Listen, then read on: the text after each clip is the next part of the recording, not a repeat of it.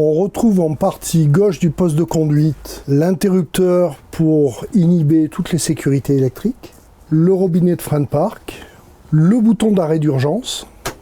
le robinet de décompression du circuit pneumatique, le joystick pour orienter les rétroviseurs, le bouton de dégivrage des rétroviseurs, le bouton qui commande le pare-soleil frontal, le bouton de réglage de la colonne de direction, l'orientation et la hauteur. En partie gauche de la console du tableau de bord, on retrouve le bouton qui permet d'inhiber l'éclairage intérieur en cas de décompression des portes, le bouton qui permet d'annuler la demande d'arrêt demandé accès handicapé à l'extérieur du véhicule, le freinage électrique, l'activation du frein électrique à l'ouverture de porte, le bouton pour inhiber l'anti-patinage, celui du démarrage en côte, le couplage des haut-parleurs passagers, les liseuses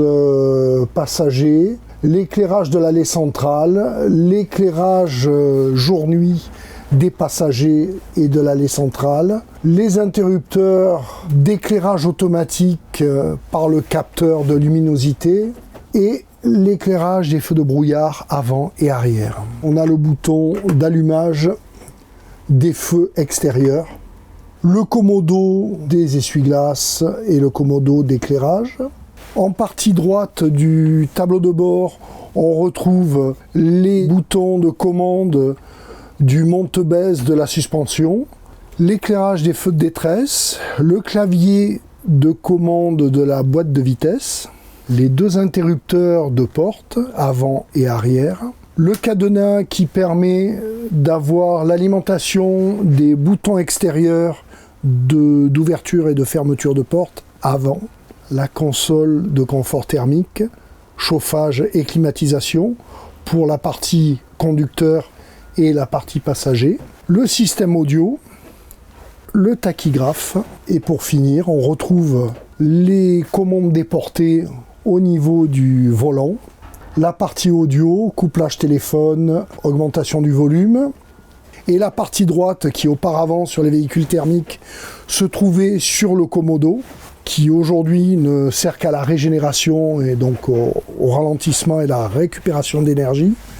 Et donc sur le volant, on retrouve la commande de limitation de vitesse et de régulation de vitesse. Au niveau des éléments complémentaires, on a l'écran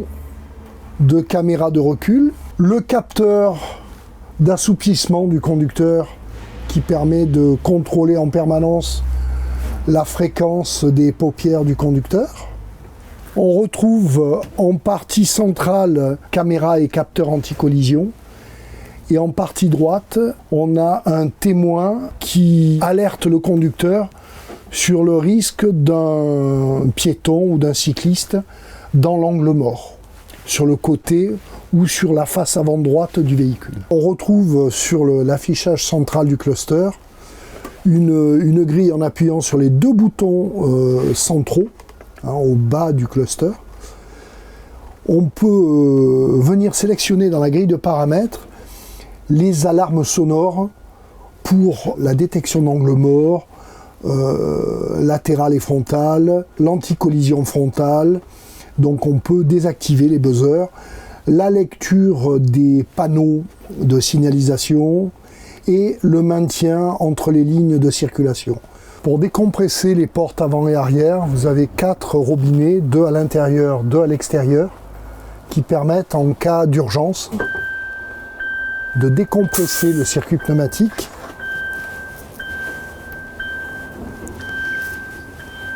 Donc pour réarmer le système pneumatique de porte, il faut appuyer sur le bouton de la porte correspondante et appuyer sur la pédale de frein simultanément. Ça permet de réarmer le système électronique pour pouvoir activer à nouveau la porte.